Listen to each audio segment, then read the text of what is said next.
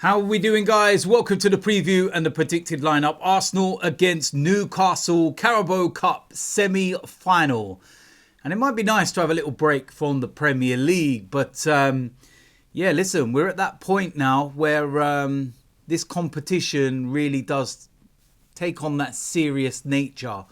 And I don't mean to be disrespectful to the competition in general, but, you know, when you start a season, if you put the list of trophies that you would like to win or you would love to win, the Carabao Cup would be at the bottom of that list, especially for sides in the Champions League anyway and challenging for Premier Leagues.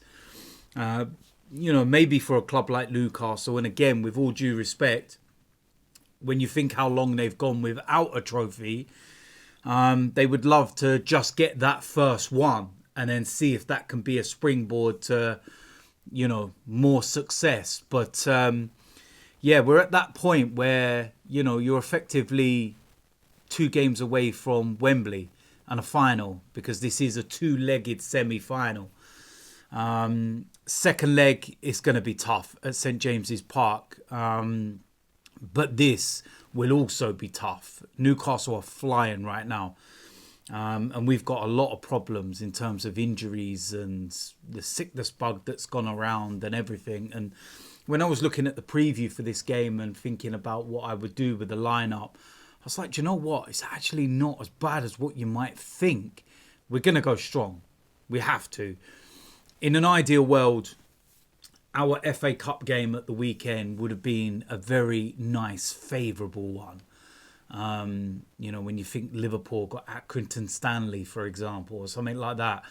But no, we got Manchester United. And maybe 24 hours ago, we would have laughed and said, okay, Manchester United. But after the way that they performed at Liverpool, might not be as easy as what we all thought. But yeah, like I said, this is going to be a really tough game. A bit of positive news for us is that Fabian Schär and Bruno Guimaraes are actually suspended for this game. So they won't feature for Newcastle. And Guimaraes in particular, that's a big miss for them. He's a quality player that we've been linked with. And he just makes Newcastle tick. And his availability is always very good. So the fact he's suspended will be a tough one for them. Isak, we all know what he can do, and I think most Arsenal fans want him at Arsenal. Anthony Gordon, again, another dangerous player, scores goals. I think he will be fine for this game. He took an almighty whack in the face.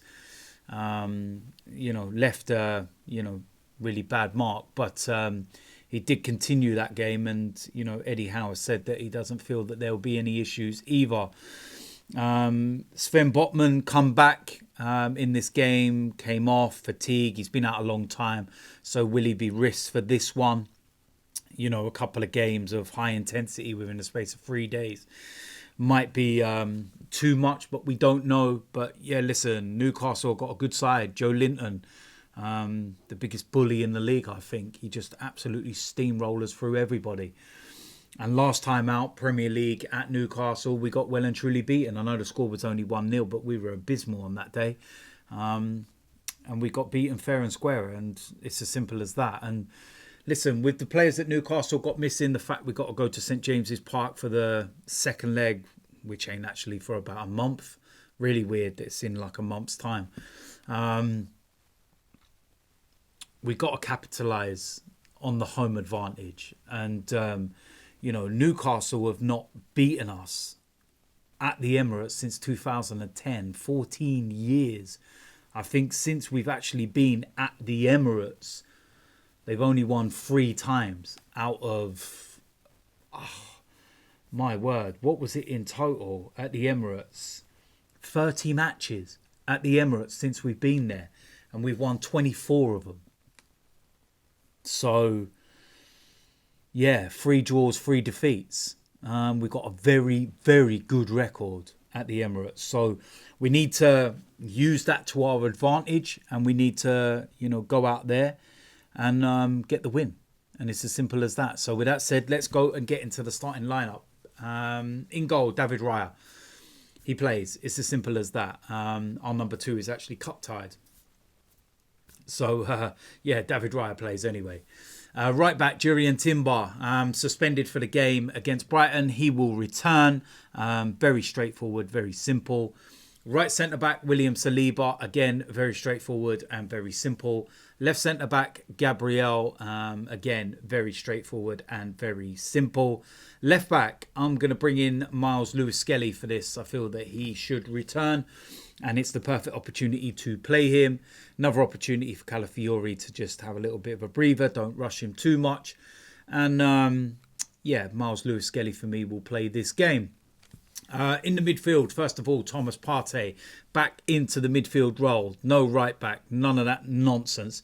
So that's a very straightforward one for me. On the right-hand side, I would love to have had Ethan Nwaneri, but at the moment, I don't know if he's even going to be fit to play in this game. If he is, then I'd play him on the right-hand side. But I don't think he will be fit, given what Mikel Arteta was saying and the reasons why he came off. So I'm basing this on the presumption that he's not going to be available. And on the right side, we just have to put Martinelli. It's not what I want, but what more can we do? I say Martinelli, but if Nwaneri's fit, like I said, Nwaneri starts. Next to him, Martin Odegaard.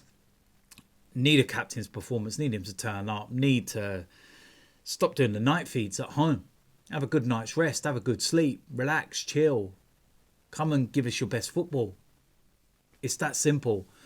Alongside him, Declan Rice. Again, a very straightforward one. Comes into the side, into that kind of left 8 role ahead of Moreno. And again, yeah, very straightforward for me. On the left-hand side, I will go with Gabriel Jesus. Keep him in the side. He's got an unbelievable record in the Carabao Cup. Yeah, what's that stat about when he always scores? And let's just get him the ball and get him a goal first, and then we can just like win the game. But on that left-hand side, not Trossard for me. I thought he was absolutely abysmal against Brighton. Hasn't done anything to start the game, warrant starting the game, nothing. Gabriel Jesus for me. And then up front, I'm going to go with Kai Havertz. He should be back from this sickness bug or whatever the hell it is that he's got. But yeah, we'll wait and see. And I think that he would have had enough rest. And hopefully he's, fine. And this little extra couple of days will have done him good. Thought he would have been available for the Brighton game, but wasn't. But I feel he will be fine for this game. And listen, when you look at that 11, given the context of the way that we're all feeling at the moment with everything, that's actually not bad, is it? Defensively, it's solid, and the midfield, when you've got Rice and Partey and everything, there's no issues. It's just in the attacking areas that we're really kind of feeling it at the moment, in the wide areas in particular, with no Saka and whatnot. But yeah, like I said, if Nwaneri's fit, he plays. If not, Martinelli. But yeah, needs must. We'll see what happens. So listen, there we go. That is it for the preview and the predicted lineup. Let me know in the comment section what you think. Do you agree or disagree? If you're new around here, hit the subscribe button, smash a like on this video, and I will see you lot very soon. I'm out of it.